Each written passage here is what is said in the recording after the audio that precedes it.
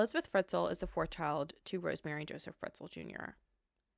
Everyone thought that their family was just an average family in Austria. Even her dad had a well-respected job in town. However, her dad was noted to be incredibly strict to his children. What they didn't know, though, is he wasn't just strict. He was building a prison in his basement where he could keep his daughter, Elisabeth, all to himself, assaulting her and getting her pregnant 7 times. Elisabeth was locked away for over 20 years to not see the outside world until she was 40. This episode discusses kidnapping, incest, and sexual abuse to a child.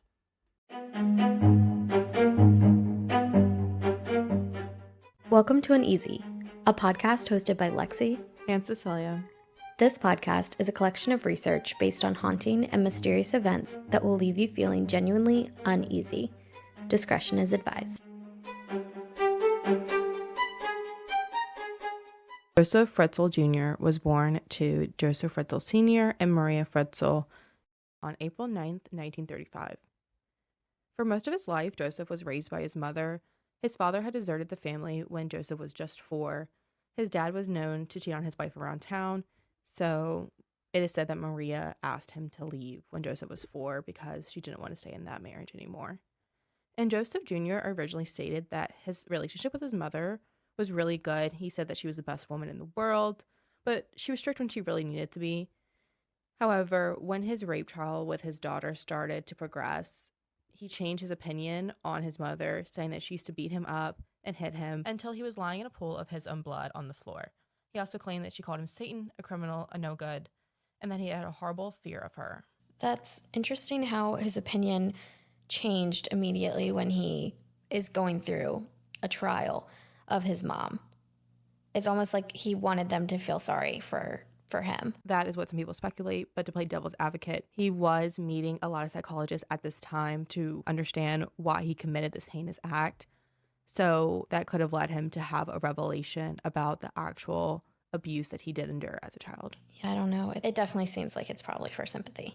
It has been found that children do think that their mother is a safe person, even if their mom is abusing them. Okay. Just due to the bond they have shared. So Josef Jr.'s life was pretty average at the time, even after his father had left the family. He was born right before World War II, so he does remember the German invasion of Austria and the bombings from Russia into their country. He was young when this all took place, so he'd remember having to run to the bomb shelters and take cover. This kind of plays into his personality later on. Okay. He worked in the construction field and he went to training school for it, leading into his normal life. And he even got married to a woman named Rosemarie. So all of these things were pretty normal, except around town, he was known whenever he would go to a bar that he was a peeping Tom and he was kind of like a creep.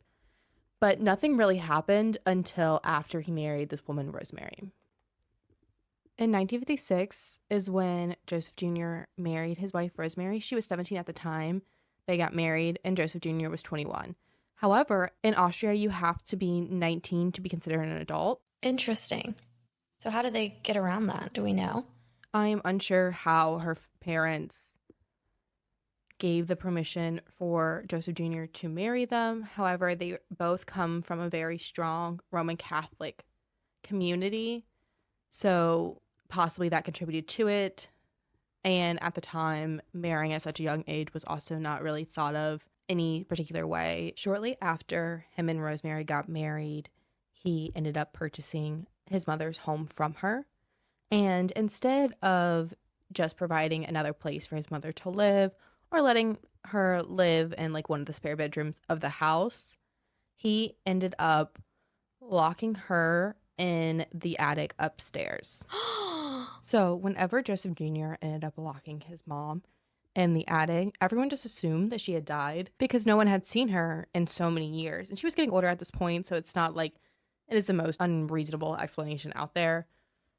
But in reality, he ended up just breaking up all of the windows, so she was completely imprisoned in there. And he would go to keep her there for roughly 20 years.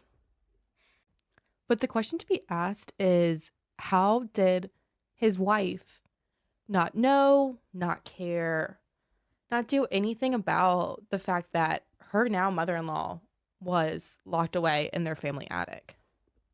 Right. If there is a woman like basically imprisoned in your attic who is your husband's mother, any woman, but especially his mother, I'm sure she's not just like quietly sitting there and like accepting the fact that she's imprisoned in your attic. You have to know. Did they never have any like friends over who would hear her? Like, I just feel like she would be like yelling for help or something. That's literally over like 20 years. They definitely had children in this time frame, and people do report of being over at their house. So I have no clue how she wasn't found or heard of. Maybe they were like, oh, it's the children. But also, this house seems so soundproof. I don't know what Joseph Jr. was doing to make it this soundproof, but later in the story, you will definitely see what I'm talking about in this.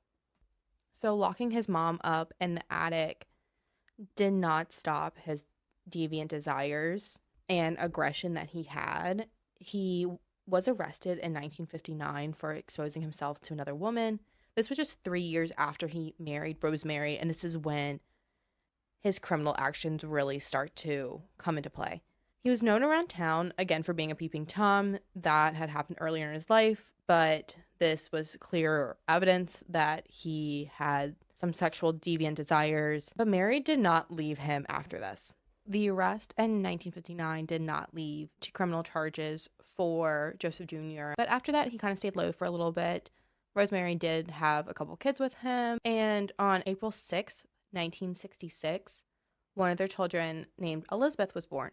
Elisabeth is the most prominent family member in the family due to the circumstances that she endured. So she is the fourth child of Joseph Jr. and Rosemarie, and in total they have 2 sons and 5 daughters. Wow, that's more than just like a few kids. That's a lot of kids. They are a Roman Catholic family, so the numbers do make sense.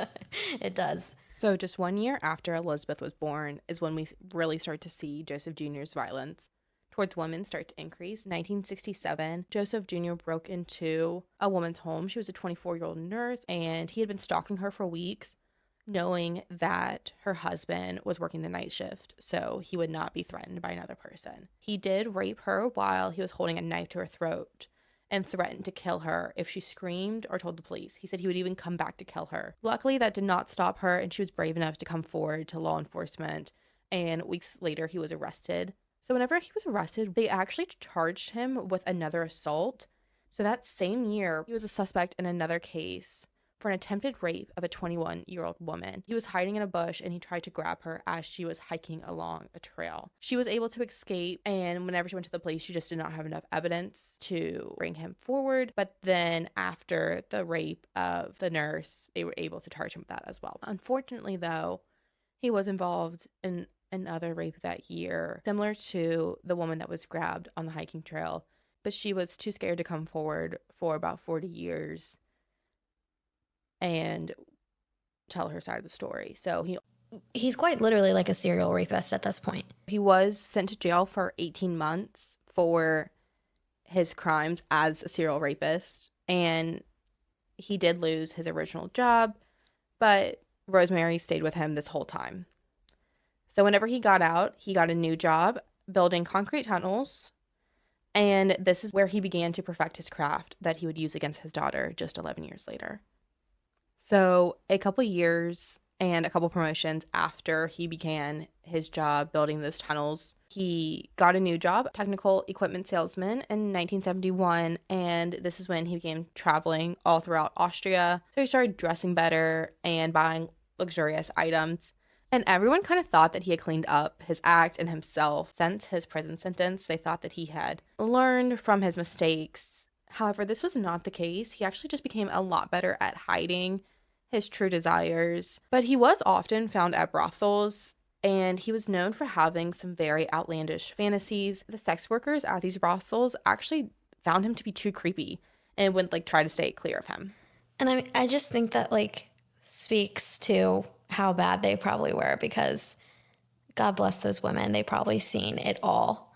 Being in the trade of sex work, you definitely see a lot. People do ask you to play out some unusual requests, desensitizing them to normal things that would go on. So for these workers to be that creeped out from him definitely says a lot about his character and what he was asking of them.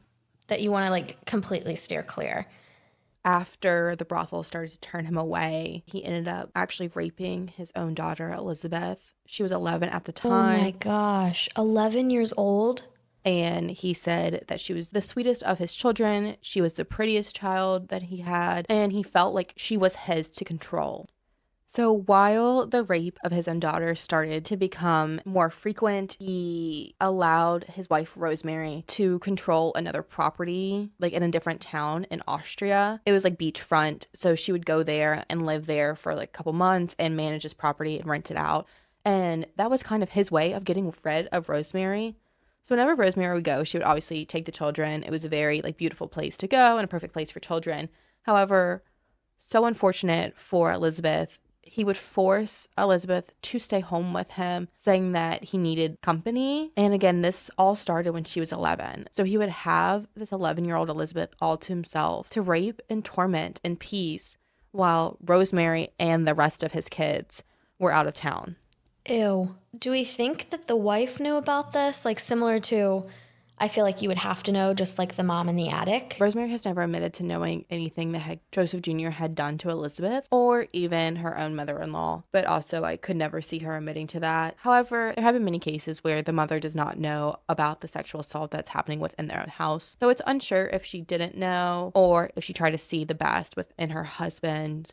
I also think that she was a victim herself. I do think so too. So maybe she just couldn't let herself believe that this was actually going on. So his need for control did not stop with just raping Elisabeth. She was the only one out of her siblings that had such strict rules in place from her father. She was banned from wearing makeup to school, from staying out late, from talking to boys. And even family friends in interviews after justice was served, they stated that they noticed that Joseph Jr. would beat Elisabeth more than the other siblings, but no one like took this to the police or even said anything to Joseph Jr. about it. They kind of just thought that it was a strict household. Just 1 year after Joseph Jr. started raping his daughter Elisabeth, he applied for a building permit for an extension to their family basement. And he said in the explanation for needing this extension that he was building a bomb shelter, which was believed by both the government and his family because he was alive during Germany's invasion of Austria. So everyone just kind of thought he was paranoid and he was preparing for another world war. However, he was preparing to make a shelter to keep Elisabeth. So this is the first noted record of him truly preparing to build a shelter for Elisabeth and his just desire to fully control his own daughter. At this point, she's just 12. So while Joseph Jr. was building this shelter in the basement,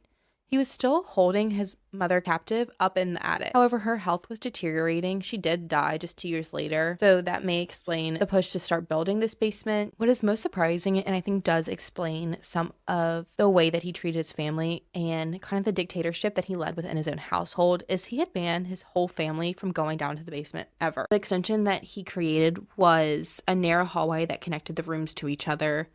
There was plumbing and electricity that he rerouted to the rest of the house. So it was pulling in the water and the electricity from the upstairs. And there was a ventilation system that allowed fresh air in. And then he even added a wash basin, a toilet, a bed, a hot plate, and a refrigerator. And still, through all of this, no one suspected that he was going to turn this bomb shelter into a prison. And he even got this bomb shelter approved by the government. So they went down into his basement and looked at what he had built. And they're like, yeah, looks great to us. Like, your permit's approved. You're good to go. And he's really going all out. Like, in my experience of what I've seen of bomb shelters, there's not always necessarily a ventilation system, plumbing, and electricity. I don't think it comes as any surprise that they approved the bomb shelter. I mean, today, people that have never even been in a war often buy them, often build them. And for him, there was a very valid reason to why he could have been paranoid and felt the desire to build this. And I think the government saw that he was alive during World War II and he was having to run to bomb shelters when he was a child. So for him to want to build a bomb shelter is not an unreasonable thing. 3 years into Joseph Jr.'s building of prison, Elisabeth had turned 15. And when you're 15 in Austria, you finish your primary school and you either go on to a vocational school or you go and just get a job. So this was in 1981. she wanted to go and become a cosmetologist. So she instead insisted that she go to hospitality school. This is another example of the manipulation that Joseph Jr. had on her and the plans that he had for her in her future. He didn't snatch her up on a whim. He had been planning this out for almost decades.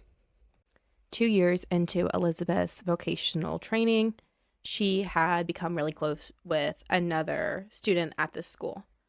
So this is the only person that she had actually confided in about her dad raping her and abusing her, both emotionally and physically. And her friend had urged her to escape. So the night that she told her friend, they had planned to just run away. Elisabeth went home, packed her bags quietly and quickly, and escaped. You would hope that this is the end of the story and this is where the happiness really lies. She got away from her dad. Unfortunately, though, she was found by police just 3 weeks later, and the very next day, her dad picked her up from another town in Austria. This only made things worse for Elisabeth in her future. This urged her dad to speed up production of his prison because she was turning 18 in a couple weeks and would be finishing her vocational school. And part of Joseph Jr.'s plan to imprison his daughter, that same year after brought back to her family, he added more space to the prison. He had dug out an older part of the property that only he knew about. It was not in the floor plan of the house. The speeding up of the prison and the expansion to it, all within 1983, was primarily due to the fact that in 1984, Elisabeth was going to be turning 19, so she had full autonomy over herself and she would become an adult. So in Joseph's further manipulation of Elisabeth, he allowed her to have more hope for her future and to prevent her from completely leaving the house when she turned 19 because he wasn't completely done with the basement yet. So after she returned, a couple months later, he started laying off, sexually assaulting her and abusing her, allowed her to go hang out with friends at night, and even start dating. However, this came all to a halt whenever Elisabeth started seriously dating another individual, and the individual had left flowers on her front porch and a note that said that he was so excited to eventually get married to Elisabeth and how much he loved her. So Elisabeth unfortunately never got these flowers or the note. Joseph intercepted them. One joy, like romantically, that she could have in her life because her father has ruined so many aspects of what a romantic relationship is for her. And yet again, he's able to just take it away from her. That makes me so sad. Disgusting. And it's so disgusting that a father has such desires for his own daughter and has such urges of captivity and assault. We see these desires intensify come August 28th, 1984, just months prior to Elisabeth turning 19. Joseph Jr. had lured her into their family basement, saying that he needed help carrying a door. When they got the door secure within its frame, Joseph Jr. held an ether-soaked towel over her face, knocking her unconscious. He then threw her into the prison and locked all the doors behind her. So right after she disappeared, Rosemarie went and filed a police report. However, about a month later, Joseph Jr. handed a letter to the police. The letter was written by Elisabeth, and Elisabeth had said that she got cold. She said in the letter not to come look for her because she would leave the country if they did. The letter that Elisabeth wrote to her parents telling them that she had ran away and gone to a different part of Austria was postmarked with that part that she had said that she was in. This was because Joseph Jr. had actually driven all the way out to the other area and mailed it back to his home address to prove to the police and his wife that she did in fact run away. So it's a little crazy to think that as his wife, she didn't realize that my husband's gone for many hours when he shouldn't be because we're looking for our daughter, but he was able to get away with it. She honestly probably is in such a dissociative state. I would have to be, but like if she's suffering abuse and she sees him abusing their children together, she's probably in such like a dissociated state where she's probably not even trying to keep tabs on him because it just will hurt her even more. Even before Joseph Jr. knew he had gotten away with kidnapping, he had decided to act on his fantasies and desires. He would go down and visit his daughter Elisabeth multiple times a week, sometimes even spending the night there. And if she tried screaming or fighting back against him, he would punish her by not giving her food for days on end. For the first couple weeks of Elisabeth New's life in the basement, she was kept in complete darkness except when he was assaulting her. He even kept her tied to the wall in handcuffs through chains so that she would never try to escape. Elisabeth stayed chained up for 7 months after her capture because Josef wanted her to know the extent of what he was going to do to her and the gruesome plans that he had for her life. Like, that's your dad. That is just so insane to me. Like, this isn't just someone random. Like, that's somebody who's supposed to be your protector. And the assault throughout her life is bad enough. But to be in this state where he has completely taken any freedom away from you is so disgusting. I feel so sick to my stomach right now, even thinking about it. I think that was the whole point behind Joseph's motive, was the fear of losing her and not having that complete control over her. Keeping someone chained up for 7 months in a prison that has 8 doors that are double reinforced, he knows that she's not going to escape, and he knows that no one's going to hear her. He has soundproofed the place. So to keep her chained up in a complete darkness for 7 months is just, frankly, completely unnecessary and outrageous. Even when Josef knew that he had complete control over Elisabeth and that he knew that he had gotten away with kidnapping her, his desire to have more and more control over her only intensified, and for her to be more dependent on him, promised her that he was going to force her to have children with him. In 1986, Josef did get Elisabeth pregnant for the first time. Even though she was just a child herself, she was only 20 at the time. She was held captive for just a little over 2 years at this point, but sadly in November, Elisabeth experienced a miscarriage. She was 10 weeks pregnant, and her dad was furious at her. He was so furious that he left her alone in complete darkness as punishment for 10 days after she miscarried. Not Elizabeth's fault, but I do think that he had a role in factors that could affect her health. If you're not feeding her regularly, she's in a stressful environment, you're literally traumatizing her. It's going to be very hard to bake a human in your body. The situation was incredibly stressful, and the fact that he didn't even console her through this miscarriage is so sad and so evil. And he decided that instead of just letting her grieve, he was going to keep trying to have a baby with her. And the next time that she got pregnant, they sadly were successful in having a child. On August 30th, 1988, Elisabeth had her first child named Kristen. Kristen and Elisabeth were left alone in the prison for 10 days after she gave birth. Josef didn't care. He didn't want children, really. He just wanted another reason to control her. And this shows in the fact that he didn't help her through a pregnancy or the birth of it. Most definitely didn't take her to a hospital for her to be monitored as she was giving birth at just 22. If you're so adamant of having this, like, traumatizing, gross, disgusting family with your daughter who you have kidnapped in your basement, and your wife thinks that she's just run off to join a cult and has abandoned the family, you're so adamant to have a family with her, but you're not going to be there for her? You're going to leave her for 10 days after she gives birth? Like, did he provide any sort of, medical care for her at all? Elisabeth never received any medical attention, and luckily she was as healthy as she could be, and she wasn't harmed herself when having a kid. But I don't think it really would have mattered even if she was unhealthy at the time of having a kid, because that didn't stop him from trying to get her pregnant again. Again, just 2 years later, on February 1st, 1999, Elisabeth was forced to have her second child. His name was Stefan. And then just 2 years after that, Elisabeth gave birth to her third child on August 29th, 1992. Her name was Liza. When Liza was 9 months old, Josef Jr. had brought Liza up from the prison, stuck her in a cardboard box, and left her on the front porch of him and Rosemarie's home. So just upstairs from where Elisabeth was being held captive, Josef said that Elisabeth had left the child there, forced Elisabeth to write a note, and on the note it said she could not physically look after the child, so she was asking her parents to do so. So Rosemary graciously brought the child in because it was her granddaughter. But Josef wasn't doing this to be nice in any way. He wanted Rosemary off his back and to give her something to do, and also the space in the basement was running low.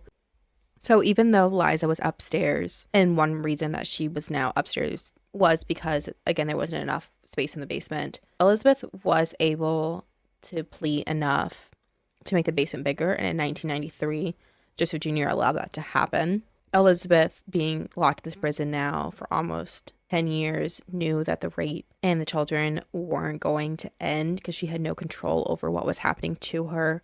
So it was very obvious that she was probably going to have another child, and she didn't know if this child was going to be upstairs or not. Those are now two innocent lives that are downstairs with her, that she's still their mom, and she probably,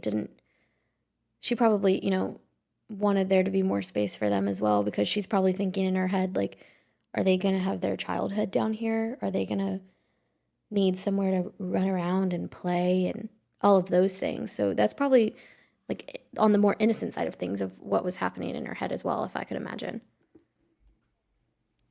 When Joseph Jr. allowed her and the kids to expand the basement, he didn't allow them to use any excavation tools, any shovels, any supplies, except for their own bare hands. So for months and months, they dug in thick, hard soil, expanding the prison from 380 feet to 590 square feet. This is a significant expansion, especially one done with your own bare hands. It shows the determination that Elisabeth had to provide a better life for herself and her kids. I mean, it might not seem a lot in numbers wise, but that's a lot to dig with your own hands. And this isn't like soil that's like in your houseplants. They're in the basement. So I'm assuming that it's probably cold and very hard dirt. So yes, the subsoil in Austria is going to be a colder, more thick, harder to dig through soil than you're just planting in a little garden in topsoil. So just a year after Elisabeth and her children began expanding the basement, she gave birth to her fourth child with Joseph Jr. on February 26, 1994. And Joseph Jr. did the same thing that he did with Liza by bringing her upstairs to live with him and Rosemarie. So whenever Monica was 10 months old, she was found at the front porch of their house in a pushchair. How many children is he thinking that he can push on Rosemarie, who now has had she's had 7 of your kids. 6 of them are either still in the house or are still around, I honestly think that he was going to give Rosemarie as many children as he thought that she could handle. Because most of his actual children, like Elizabeth's siblings at this time, weren't getting older and moving out of the house. So to keep Rosemarie off his back, he was going to give her as many children as he thought would create that environment that he wanted. What is surprising, though, is that when Rosemarie was given Monica, she was actually kind of confused about the legitimacy behind Monica just showing up at their door. Because Rosemarie received a call from what sounded like to be Elisabeth saying everything that essentially the note for Liza said. This phone call was created by Joseph Jr. He had recorded Elisabeth's voice saying everything that was in the phone call. He then called Rosemarie on a burner and played the audio clip for her. So the reason why Rosemarie was confused about Elisabeth calling her, though, was because the number that Elisabeth called for Rosemarie was a brand new number. She had just received it, and it wasn't listed yet, so it wasn't in the phone book. So Rosemarie was really confused on how Elisabeth got this number and was able to contact her. She actually went to the police about it and expressed her concern and astonishment, but the police didn't do anything about it. There was legitimacy within the note, and she listened to her own daughter's voice. So they're like, yeah, maybe she's like keeping tabs on you that you just don't know about, and that's how she got your number. Yeah, it doesn't sound like something that the police would really be concerned about, especially given that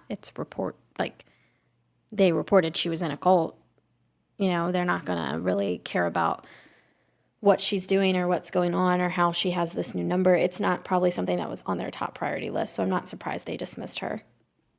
Rosemary's confusion of legitimacy behind Monica's appearance did not stop Joseph from forcing Elisabeth to have another child. On April 28th, 1996, Elisabeth gave birth to 2 twin boys. However, one does die 3 days later, and Joseph cremates the body by throwing the little boy into their wood stove. The surviving twin name is Alexander, and he was taken upstairs for Rosemarie to watch when he was 15 months old. And he was discovered just like his other 2 sisters.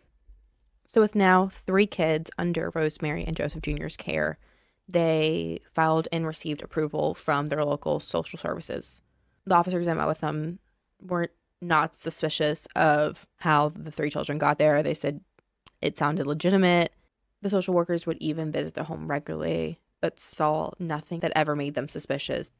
Not the fact that he was charged with rape before. That didn't ring any bells with him. So his past criminal history sadly did not ring any bells with the social workers, because in Austria, like 15 years after the crime has happened, that record is expunged. So whenever they did background checks on both Josef and Rosemarie, nothing came up. Josef obviously knew of this law because after he got out of jail, he was just more secretive in the crimes that he was committing to benefit him later down the road.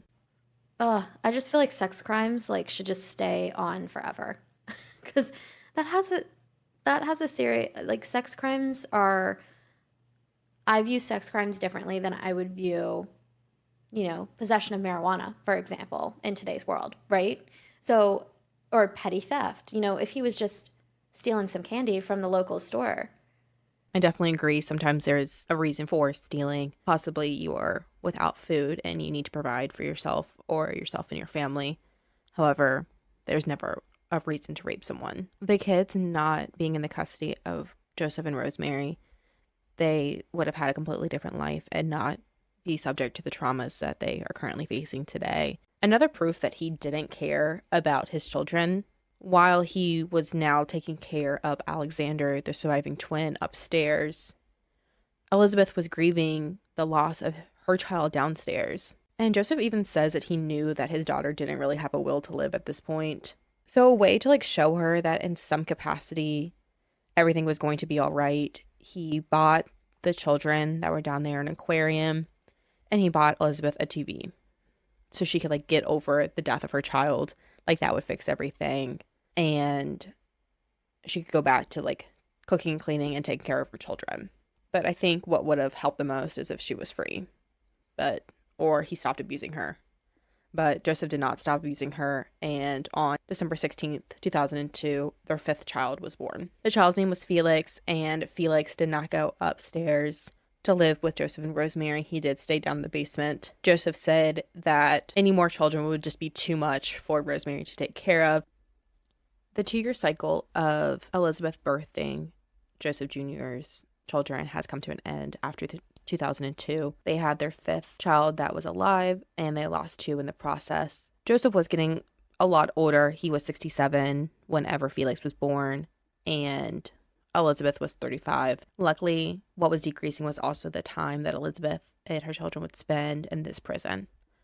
So come April 19, 2008, the oldest, Kristen, was incredibly ill. She had passed out in the prison and was not waking back up. And due to how ill she was, Elisabeth was able to convince Josef to take her to the hospital. Josef agreed because he said he knew that he couldn't cremate Kristen like he did with Alexander's twin brother because Kristen was too big to fit into their wood fireplace.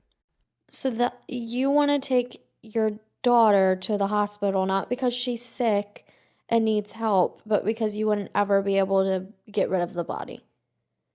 That's so sick. So to get Kristen into the car for Josef Jr. to take her to the hospital, Elisabeth had to help him. And this was the first time Elisabeth has been outside of the prison in 24 years. 24 years. The first time she has smelt fresh air in 24 years. The first time she has seen wildlife in 24 years. The first time that she's seen the moon in 24 years. The first time that she's potentially seen other people in 24 years. So to imagine the shock that you feel within your body after being locked in a prison for that amount of time. Sadly, she did not try to run, but also at the same time, she wasn't very healthy. I don't think she really had much strength within her other than the strength that a mother gets in times of need for their own child to take Kristen into the car for her to go to the hospital.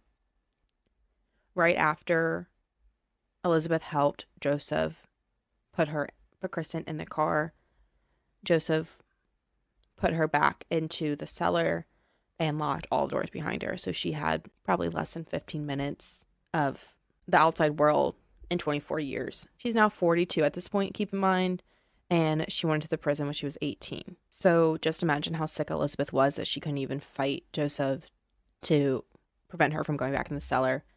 Kristen was incredibly more sick. She actually was suffering from kidney failure. Prevented the doctors from believing what Joseph Jr. was saying about her. He said that Elisabeth had left Kristen in this state on his front porch for him to take her to the hospital.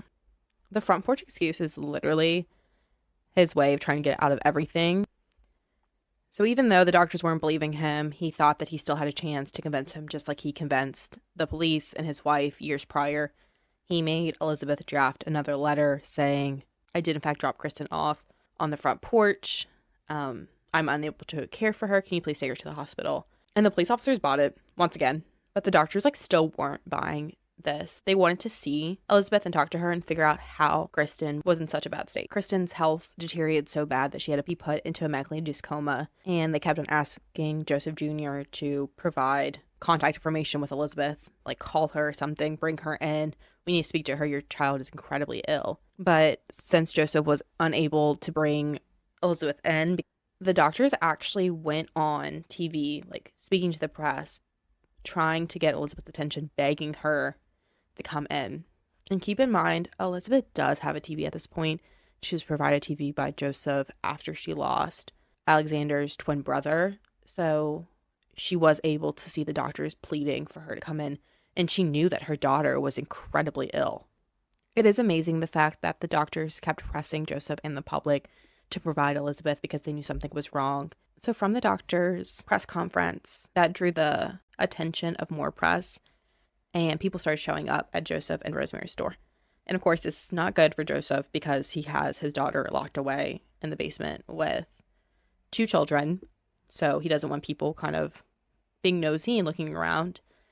And with that press came police officers, and they wanted to take swabs of all the kids' mouths and his mouth and his wife's mouth to fully understand what was going on with Kristen and to see if it provided any evidence or anything that they could use for her health. So obviously Joseph cannot do this mouth swab because with it would come everyone knowing that he was Kristen's father and grandfather. So he thought that the best way to get the police off his back was to force Elisabeth, Stefan, and Felix to come into the hospital and give a testimony saying that as Elisabeth, she did in fact drop Kristen off at her parents' door for them to take care of, as well as her other children, and that everyone was completely fine. They just needed to focus on Kristen. As soon as Elisabeth and her children walked into the hospital, doctors immediately took notice on their conditions and knew that the story that she was providing probably wasn't the truth. Elisabeth looked like she was 70. At the time, she was 40. Her condition was that bad that she was hunched over from being in such small quarters and with a low roof. She didn't have any teeth anymore. She was completely malnourished. So doctors went to go examine her, and when they did, they pulled her away from Joseph, Stefan, and Felix, and they kept asking her, hey, what's going on here? You're in really bad condition. And she stayed to the script until police promised her the safety of her children and herself and told her that she would never have to see her father again. And that's when she came clean.